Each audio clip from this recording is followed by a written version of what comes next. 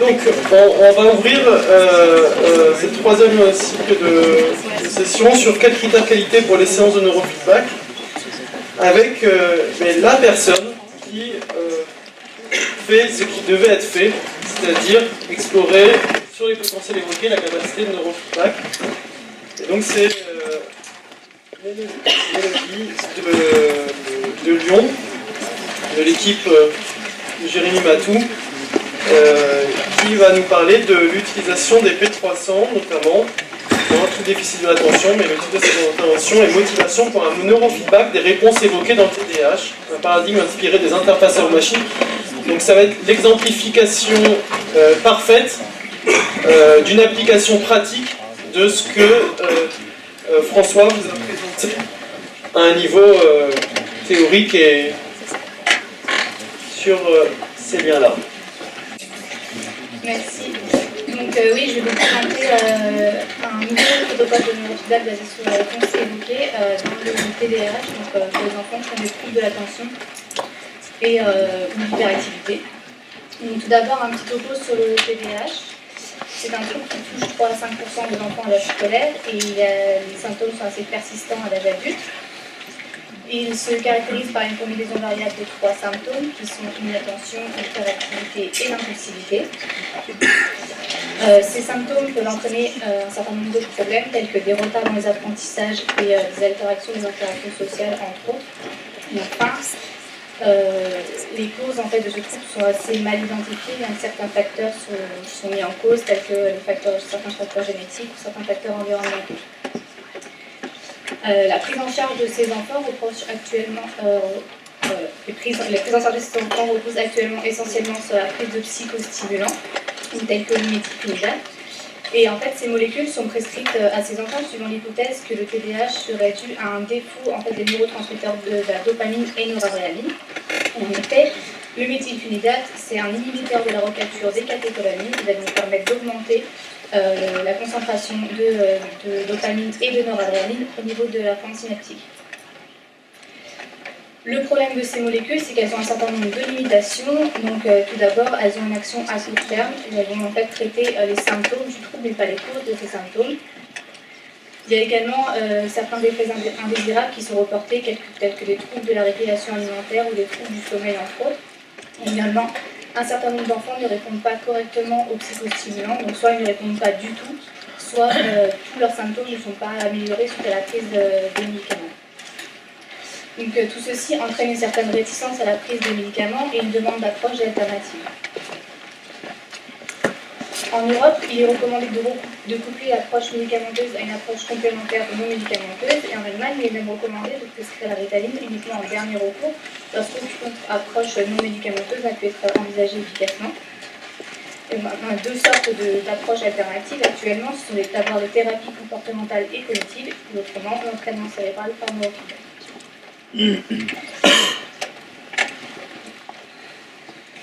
Donc, l'entraînement cérébral par neurofeedback a été beaucoup étudié chez les enfants TDAH. Il se base principalement sur 3 biomarqueurs. Tout d'abord, les rythmes sensorimoteurs, puisque une hausse de ces rythmes serait associée à une diminution de l'hyperactivité. Ensuite, un biomarqueur beaucoup utilisé, c'est le ratio θ-β, puisqu'il aurait été montré que chez les enfants TDAH, il y aurait une augmentation des ondes θ et une diminution des ondes β. Donc, le neurofeedback basé sur ce ratio vise à faire diminuer ce ratio, ce qui entraînerait une réduction des symptômes d'inattention et d'hyperactivité. Et enfin, les potentiels corticolants sont également utilisés tels que la CMV, donc la variation contingente négative, puisque celle-ci serait réduite dans le TDAH. Ce type de neurofeedback permettrait en fait de réguler l'exécution corticale et d'améliorer également les symptômes. Mais on peut se poser des questions quant à la spécificité de ces marqueurs, donc à quel point ces marqueurs-là sont vraiment spécifiques de cette pathologie, et à quel point, si on les manipule, on pourrait améliorer ou non les symptômes. Donc, par exemple, si on prend l'exemple du ratio θ-β, il est également retrouvé élevé dans d'autres troubles, tels que l'épilepsie et la schizophrénie. Et également, il y a des études récentes qui n'ont pas réussi à répliquer en fait, l'augmentation de ce ratio chez les enfants TDAH. Et même, il a été montré que certains sujets sains, donc qui ne souffrent pas de troubles d'attention, avait une augmentation de ce ratio. Et enfin, il y a certaines études récentes aussi qui remettent en cause l'utilisation du neurofeedback basé sur les ondes θ pour les troubles de l'attention, puisque eux, ils auraient trouvé qu'une augmentation de ces rythmes θ en photon central permettrait une augmentation des processus de contrôle cognitif chez les sujets sains, et notamment une augmentation des fonctions, d'amélioration des fonctions exécutives, et on sait que ces fonctions sont altérées chez les TDAH. Donc ce qui en ressort en fait, c'est qu'il est important de progresser dans la compréhension des marqueurs qui sont utilisés afin de pouvoir savoir ce qu'ils reflètent réellement. Donc comme j'ai dit, le neurofeedback a été beaucoup étudié chez les enfants TDAH, mais les études qui étaient randomisées et contrôlées sont assez récentes. Elles sont apparues au courant des années 2000. Et il y a eu un certain nombre de méta-analyses qui ont été effectuées afin d'essayer de prouver l'effet réel du neurofeedback. Donc, tout d'abord, en 2009, un de ses collaborateurs ont publié une méta-analyse incluant 15 études randomisées, 15 études contrôlées, et seulement 4 de ces études étaient randomisées. Et ils ont pu trouver un effet fort du neurofeedback pour l'inattention et l'impulsivité, et également un effet pour l'hyperactivité, mais un peu plus faible. Par la suite, Soumougavar et collaborateurs en 2013 ont également publié une méta-analyse incluant 8 études randomisées et contrôlées, et ils ont pu trouver, eux, un effet significatif du neurofeedback, uniquement pour les personnes qui connaissaient la nature du traitement. Puisque ce qu'il faut savoir, c'est que dans ce type de pathologie, l'évolution des symptômes est notée grâce à un questionnaire qui est rempli soit par les parents, soit par les enseignants. Et en général, dans ces études qui ne sont pas en double aveugle, les parents sont au courant de la nature du traitement, donc ils savent si l'enfant reçoit du neurofeedback ou s'il est dans un groupe contrôle. Donc il peut y avoir un avis qui n'est pas complètement objectif. En 2013, Ancestrel ont effectué une petite critique de cette méta-analyse précédente, et en modifiant certains facteurs, ils ont réussi à trouver un effet significatif du neurofeedback, que ce soit pour les parents ou les enseignants. En 2014, Miguel Franchi et collaborateurs ont également publié une méta-analyse incluant 5 études randomisées et contrôlées. Et ils ont pu trouver un effet significatif du neurofeedback pour l'inattention, que ce soit lorsque c'était les parents ou les enseignants qui évaluaient l'évolution des symptômes, et également un effet significatif du neurofeedback pour l'hyperactivité et l'impulsivité, uniquement lorsque c'était les parents qui notaient l'évolution des symptômes. Et enfin, en 2016, Cortez et collaborateurs ont publié une dernière méta-analyse incluant 13 études randomisées et contrôlées, et ils ont trouvé eux aussi un effet significatif du neurofeedback seulement pour les personnes qui connaissaient la nature du traitement. Même si cette dernière étude peut être critiquable sur certains points, d'ailleurs Jean-Arthur a récemment publié une petite lettre à l'éditeur qui détaille ses critiques. Ce qui ressort en fait de cette analyse, c'est que le débat en fait est toujours ouvert sur l'efficacité du neurofeedback chez les enfants TDAH, et qu'en fait nous manquons certainement encore de données de maturité sur le domaine pour vraiment avoir un avis tranché sur l'efficacité du neurofeedback pour cette pathologie. Et donc pourquoi toutes ces études montrent des résultats qui sont assez différents? Donc, tout d'abord, les études qui sont incluses dans les méta-analyses, elles sont assez difficiles à comparer, parce que déjà, elles utilisent différents biomarqueurs, donc que je vous ai cités précédemment, donc le ratio θ-bêta, les potentiels corticolants ou le rythme sensori-moteur. Également, il y a des tas d'échantillons qui sont extrêmement différentes, avec des études qui ont des tailles extrêmement petites ou d'autres un peu plus grandes. Et également, toutes ces études utilisent des groupes contrôle qui sont différents. Donc, certaines études utilisent des groupes de contrôle semi-actifs, donc ce serait par exemple de comparer un groupe d'enfants qui fait du neurofeedback avec un groupe d'enfants qui fait de l'entraînement cognitif. D'autres études utilisent des contrôles actifs, donc ce serait par exemple comparer le neurofeedback avec la prise de médicaments. Et d'autres études, peu d'études utilisent un groupe dit placebo qui en fait utilise des données simulées ou préenregistrées, c'est-à-dire que les enfants ou les sujets qui sont dans le groupe placebo effectuent exactement la même chose que les enfants qui sont dans le groupe neurofeedback, mais ils reçoivent un feedback qui n'est pas corrélé avec l'activité de leur cerveau. Donc, ce qui devrait les prédire normalement de tout apprentissage. Donc, ces études sont rares, mais elles seraient importantes puisqu'en fait, le neurofeedback demande une implication assez importante de la part du sujet, ce qui peut entraîner en fait, des effets non spécifiques.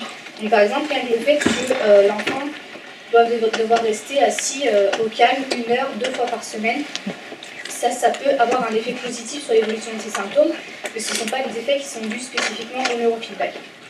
Et le but d'une condition placebo, c'est justement de contrôler tous ces effets non spécifiques au neurofeedback. Il y a donc eu peu d'études qui ont utilisé ce type de contrôle, et pour ces études, à ma connaissance, ils n'ont pas eu trouvé de différence entre le groupe actif, donc le groupe qui recevait du neurofeedback, et le groupe placebo, et ils ont même en fait retrouvé une amélioration des symptômes dans les deux groupes, ce qui signifierait en fait que les améliorations qui ont été retrouvées sont dues uniquement à des effets non spécifiques. Ce qui ressort en fait de tout ça, c'est que nous avons encore besoin d'études puissantes et multicentriques, si possible randomisées et en double aveugle afin de pouvoir avoir un avis objectif sur l'évolution des symptômes, et également contrôler en placebo pour pouvoir avoir contrôler en placebo pour pouvoir contrôler tous les effets non spécifiques du neurofeedback. Et il y a d'autres types de marqueurs qui sont utilisés, qui sont beaucoup étudiés en ce sont les potentiels évoqués. Comme l'a dit François, ce sont des réponses qui sont évoquées par une stimulation extérieure. Et c'est important puisque grâce à ça, on va pouvoir étudier la réaction du cerveau à son environnement. Ces potentiels évoqués, ils sont mis en évidence en moyennant les réponses de plusieurs essais. Et ils sont caractérisés par une succession de composantes avec une nomenclature assez claire, donc qui va noter la polarité de l'onde, donc N pour négatif et P pour positif, et également la latence de cette onde. Donc si on prend l'exemple de la P300, ou P3, qui est indiqué ici, c'est une onde positive qui apparaît environ 300 millisecondes après l'arrivée de la stimulation. Et ce qui est important avec ces potentiels évoqués, c'est que plus ils arrivent de manière tardive, plus ils reflètent des processus cognitifs de haut niveau, tels que des processus de prise de décision ou des processus attentionnels. Et donc je vous ai dit que les ERP sont mis en évidence en moyennant beaucoup de réponses. Dans les interfaces cerveau-machine, on peut également les mettre en évidence en essai unique ou avec très peu d'essais. Et c'est le cas du P300 Speller qui a été développé à Lyon dans le cadre du projet OpenDive et qui a ensuite évolué dans le cadre du projet CoAdapt. C'est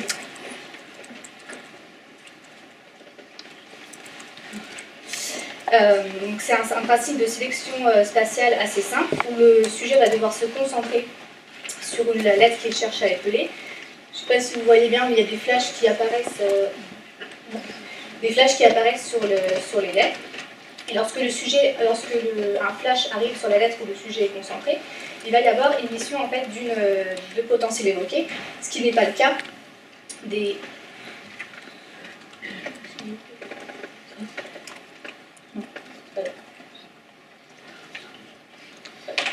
Ce qui n'est pas le cas des flashs qui arrivent sur les lettres où le sujet n'est pas concentré.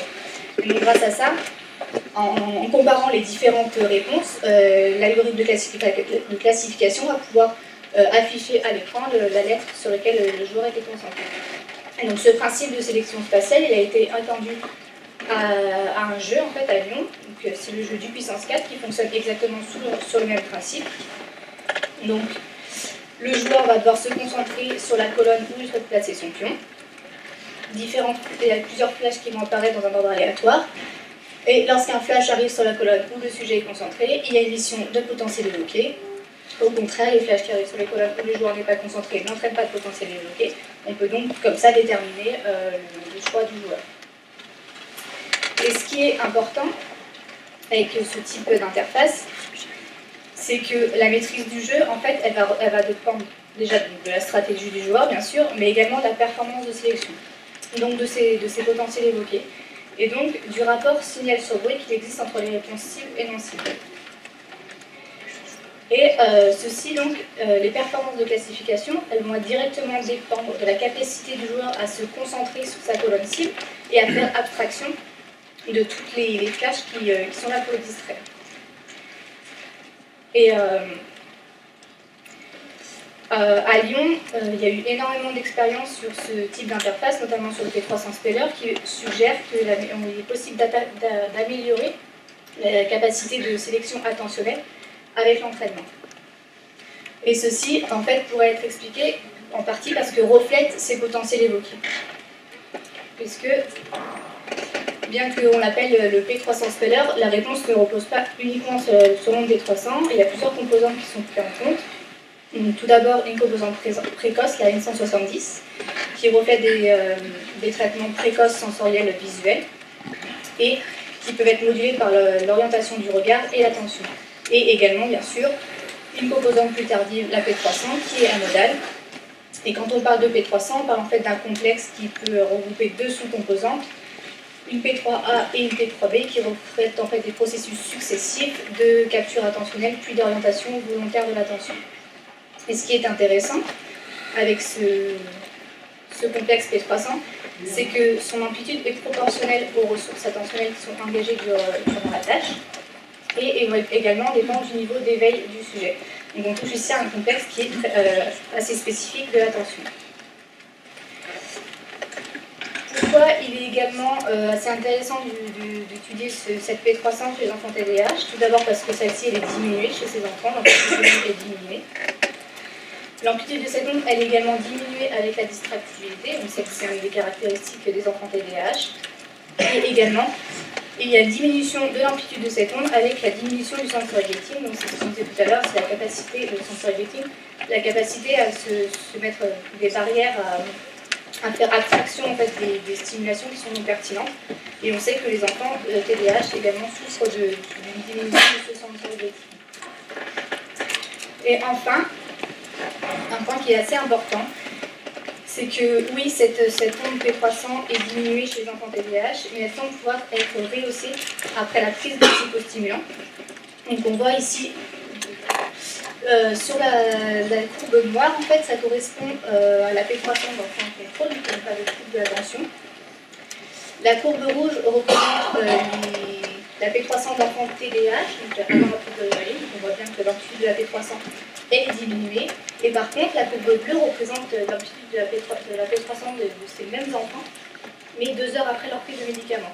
Et on voit bien que l'amplitude de leur P300, elle a été rehaussée à la même hauteur que celle des sujets contrôle.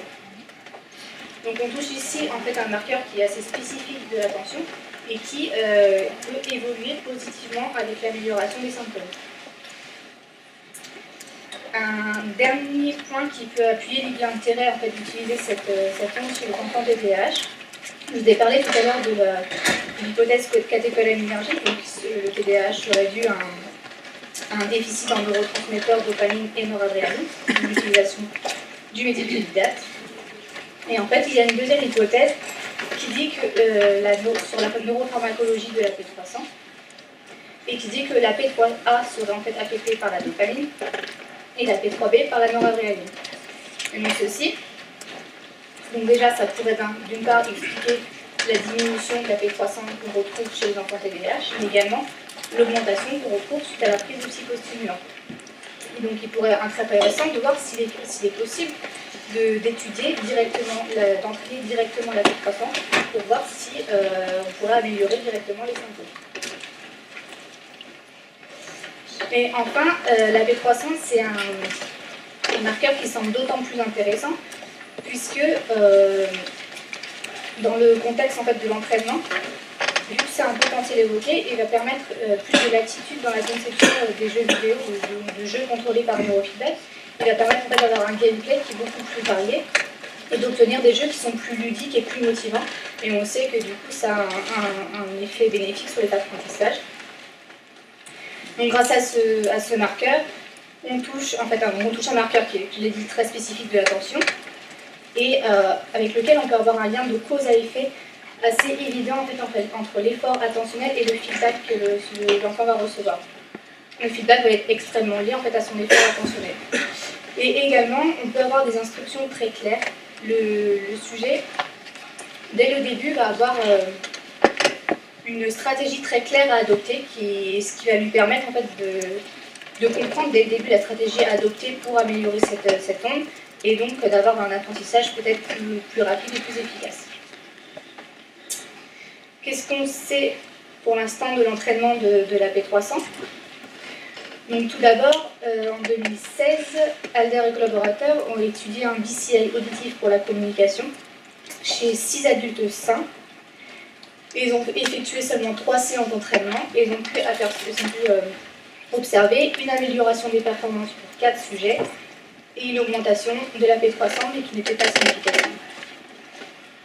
Ils ont également étudié un autre BCI auditif pour la communication, cette fois-ci chez des patients qui souffraient de déficience motrice, chez 5 patients qui ont effectué 5 séances d'entraînement. Ils ont pu observer une amélioration des performances chez 3 sujets et une augmentation de l'amplitude de la P300, cette fois-ci chez les 3 mêmes sujets. En 2016 également, Bacara et collaborateurs ont effectué cette fois-ci un entraînement spécifique de la P300 auditive chez 16 adultes sains et durant 5 séances d'entraînement. Ils ont pu observer une amélioration des performances au cours des séances d'entraînement et également, pas d'amélioration de l'amplitude de la P300. Et enfin, Jacobi et collaborateurs en 2015 ont également effectué un entraînement de la P300 visuelle, cette fois-ci chez 6 adultes sains, ça incluait seulement 2 séances d'entraînement. Et eux, ils ont pu observer une amélioration des performances et également une augmentation de l'amplitude de la P300. Donc bien que ces résultats sont à prendre un peu avec des pincettes, puisque comme on voit, il y a vraiment très peu de sujets, il y a très peu de séances, il n'y a pas de gros contrôle, on voit quand même que ça va dans le sens qu'il est possible d'entraîner directement ce complexe P300.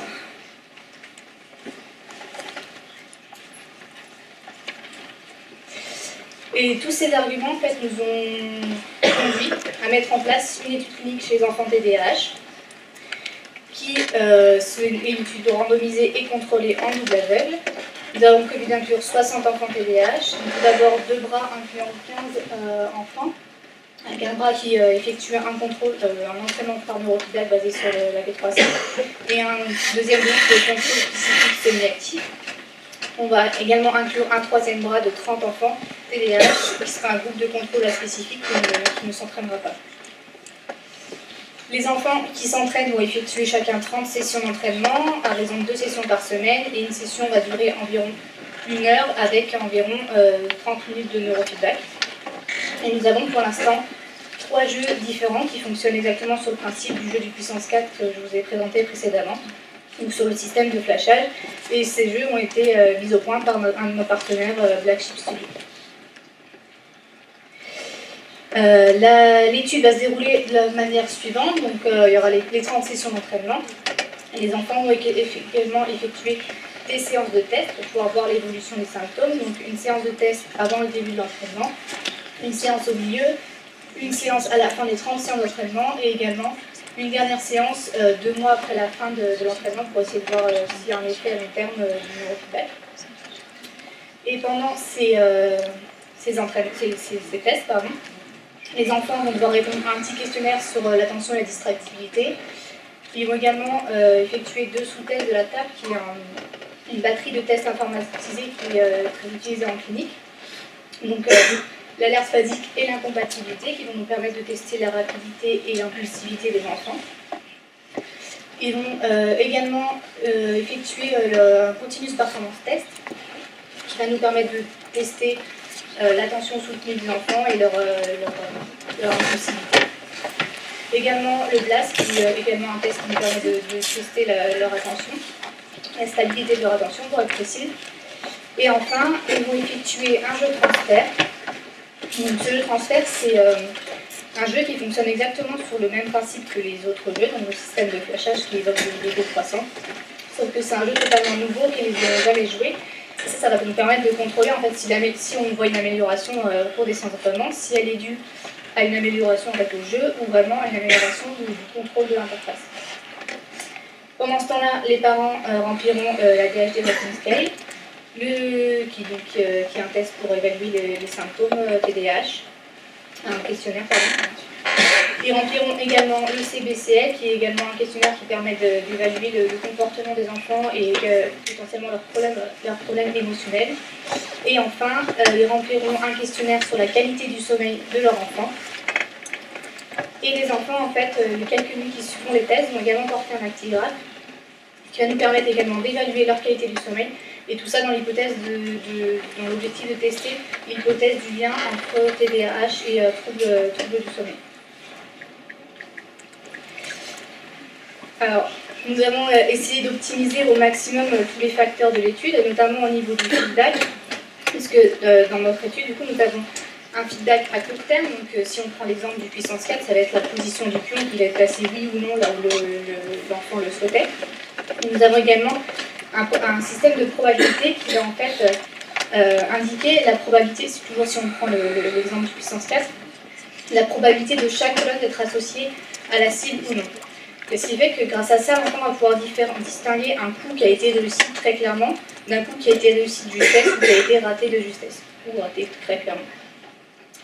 On a également un système de feedback, donc de récompense à moyen terme, donc qui est le gain ou non de la partie, en sachant que les enfants vont pouvoir jouer à plusieurs parties par séance ou enchaînement. Et également un système de récompense à long terme, donc avec un système de jetons qui sont donnés en fonction de la performance des enfants, qui peut ensuite échanger par des sticks à dos. Nous pouvons manipuler en fait ces feedbacks et ces récompenses à plusieurs niveaux. Donc d'abord au niveau de l'intelligence artificielle, qui va nous permettre de moduler la récompense à moyen terme, donc le gain, si l'enfant gagne ou non la partie. Et également, nous pouvons manipuler les paramètres de l'interface, donc par exemple le nombre de flashs, la durée entre les différents flashs, pour pouvoir moduler les récompenses à court terme. On est assez conscient que c'est une étude qui est assez difficile à mettre en place et qui demande une implication très importante de la part des parents et des enfants. Nous avons donc mis en place un système, un questionnaire de faisabilité pour essayer de faire en sorte que notre étude soit le plus proche possible de la réalité, qu'elle soit réalisable par rapport aux familles.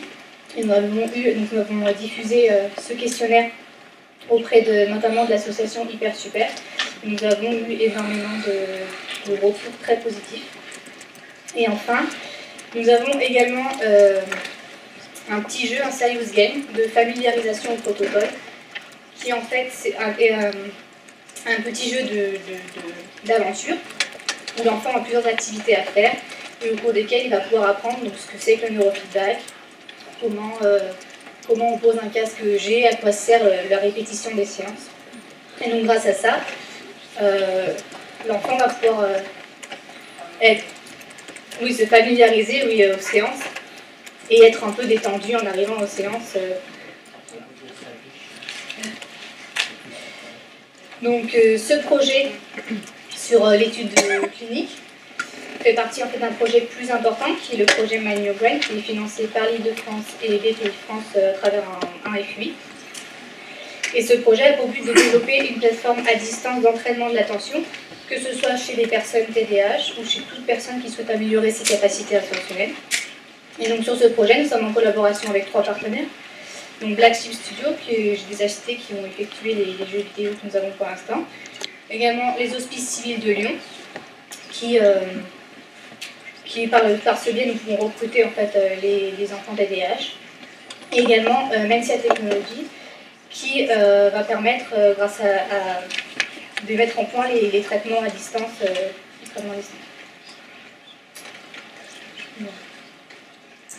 Donc avant de terminer, j'aimerais remercier toutes ces personnes qui travaillent de près ou de loin sur ce projet. Merci pour votre attention.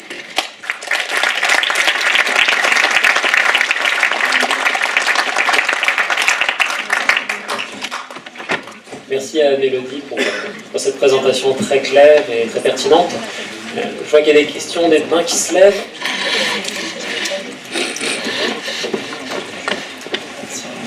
Merci beaucoup pour cette présentation. Donc là, vous avez abordé surtout la P300. J'ai vu qu'il y avait aussi, à un moment donné, une étude sur la variante contingente négative, avec le test de Posner, où il y avait une double tâche, en fait. Est-ce que ça, c'est quelque chose que vous avez laissé de manière volontaire parce que j'ai vu qu'il y avait une étude qui avait bien discriminé là aussi les enfants TDAH avec cette tâche. Oui, mais c'est ce que je disais au tout début. En fait, il y a des protocoles qui utilisent cette variation de rapport négative. C'est ce qui est utilisé, donc on ne va pas utiliser ça, mais par contre, dans tous les textes que j'ai présentés, qui ont été créés lors des séances d'évaluation, on va pouvoir mesurer justement s'il y a une évolution de cette variation mentalement négative, donc de voir si on a une évolution des symptômes par ce biais, est-ce que ça permet aussi de faire évoluer les autres marqueurs qui sont classiquement utilisés.